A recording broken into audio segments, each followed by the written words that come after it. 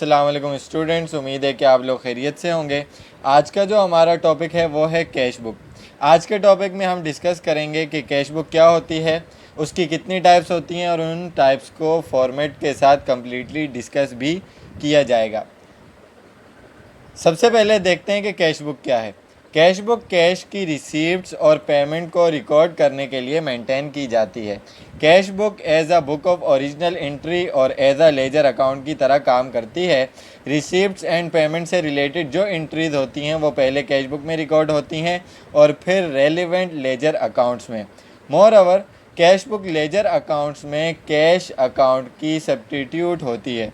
जो कंपनी अपनी cash book को प्रॉपरली मेंटेन करती है उसको लेजर अकाउंट में कैश अकाउंट बनाने की नीड नहीं होती है।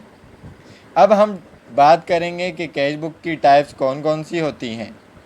कैश बुक की मेजर 4 टाइप्स होती हैं जो कि कंपनी यूजुअली अपने कैश फ्लोज के लिए मेंटेन करती हैं, पर यहाँ पर हम जस्ट 3 टाइप्स को डिस्कस करेंगे।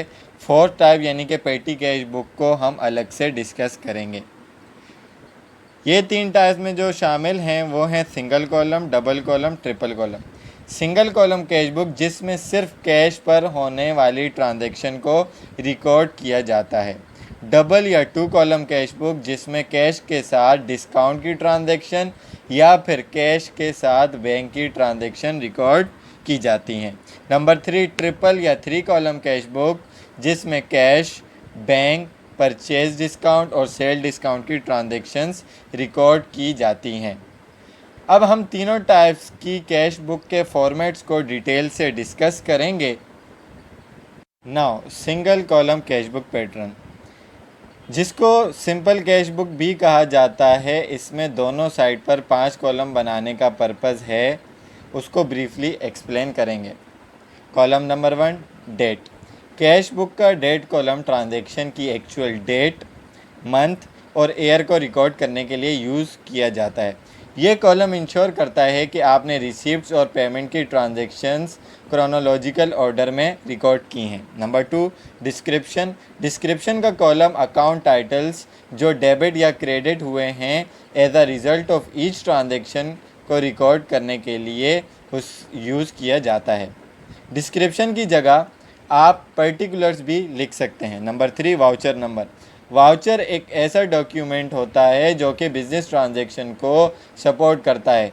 ये कॉलम रिसीव वाउचर और पेमेंट वाउचर का सीरियल नंबर रिकॉर्ड करने के लिए बनाया जाता है।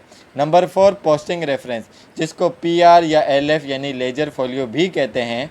ये कॉलम हर लेजर अकाउंट का पेज नंबर लिखने के लिए यूज़ किया जाता है, जिनका नाम डिस्क्रिप्शन के कॉलम में लिखा हुआ होता है। नंबर 5 अमाउंट या कैश।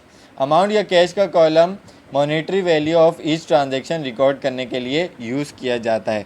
अब अगर हम इसके अंदर बैलेंसिंग की बात करेंगे तो बैलेंसिंग कैसे करेंगे कि डेबिट साइड यानी कि रिसीव साइड को टोटल करेंगे और क्रेडिट साइड यानी कि पेमेंट साइड को टोटल करेंगे। जो साइड बड़ी साइड होगी उस साइड को हम दोनों साइड पर लिखेंगे और बड़ी साइड में से छोटी साइड को हम माइनस कर देंगे।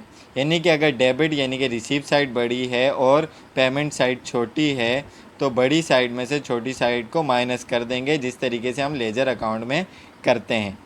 तो जो अमाउंट बचेगी, अगर रिसीव साइड ज़्यादा है तो इसका मतलब है कि आपको कैश का इनफ्लो ज़्यादा हुआ है और आउटफ्लो कम हुआ है। तो उसके अंदर बैलेंस BD बड़ी साइड यानी कि रिसीव साइड पर आएगा और बैलेंस CD छोटी साइड पर रिकॉर्ड किया जाएगा। Now 2 column cash book. 2 column cash book भी 1 कॉलम कैश बुक की तरह बनेगा, लेकिन इसमें सिर्फ एक कॉलम ऐड हो जाएगा दोनों साइड के ऊपर। वो कॉलम कौन सा है? बैंक का कॉलम।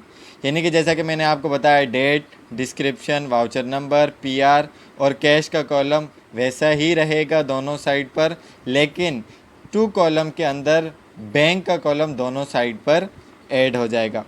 बैंक का कॉलम अगर नहीं है तो डिस्काउंट्स का कॉलम ऐड हो जाएगा। डेबिट साइड यानी कि रिसीव साइड पर जो डिस्काउंट होगा वो सेल डिस्काउंट होगा। क्यों? क्योंकि सेल डिस्काउंट की नेचर एक्सपेंस की नेचर है। और क्रेडिट साइड यानी कि पेमेंट साइड पर परचेज डिस्काउंट का कॉलम ऐड कर दिया जाएगा, क्योंकि परचेज डिस्काउंट की नेचर इनकम नेचर है, तो इनकम जब भी बढ़ती है वो क्रेडिट साइड पर रिकॉर्ड की जाती है। बैलेंसिंग के अंदर आपने इसी तरीके से जो वन कॉलम कैश बुक के अंदर काम किया था वही काम करना है कि बैंक की और कैश की दोनों साइड्स को टोटल करना है।